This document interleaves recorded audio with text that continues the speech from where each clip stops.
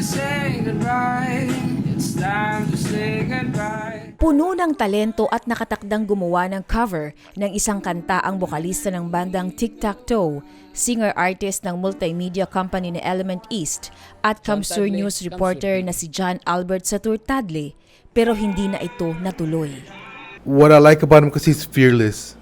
He's an artist na yung fearless siya, hindi siya natatakot to go for those hard notes. So lahat talaga na everybody feels sayang because we had so much plans for him. Namatay sa aksidente sa motorsiklo si Tads, 2 linggo na ang lumipas.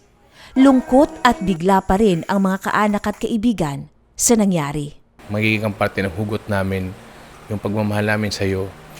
Marinig mo every time sa feel mo sa music namin para sa iyo. Para sa mga nakasama at nakatrabaho, masayahin at mabait na kaibigan si Tads. Parang very light lang yung mood niya palagi. Na pag nakikita mo siya, laging all smiling. And then, hindi, parang parang no worries. Hindi niya iniisip ang mga bagay-bagay. Talagang he take it lightly talaga. Nag-iisang anak at magdiriwang sana ng kaarawan si Tads noong Agosto 31, ilang araw pagkatapos ng insidente. Mabait yan. Talagang sobrang alaga ako. Tahimik, mahiyain nung bata pa. Hindi ako makapaniwala na ganun ang pagmamahal sa anak ko.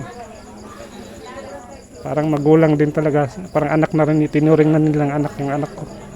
Kaya maraming salamat sa inyong lahat. Sa kabila ng pagdadalamhati ng mga nagmamahal sa kanya, magagandang alaala pa rin ang iniwan ni Tads bilang maasahan na kaibigan, mahusay na mang-aawit at mabait na anak. Paalam, John Albert, hindi ka namin malilimutan. May Di Maano, Kamsur News.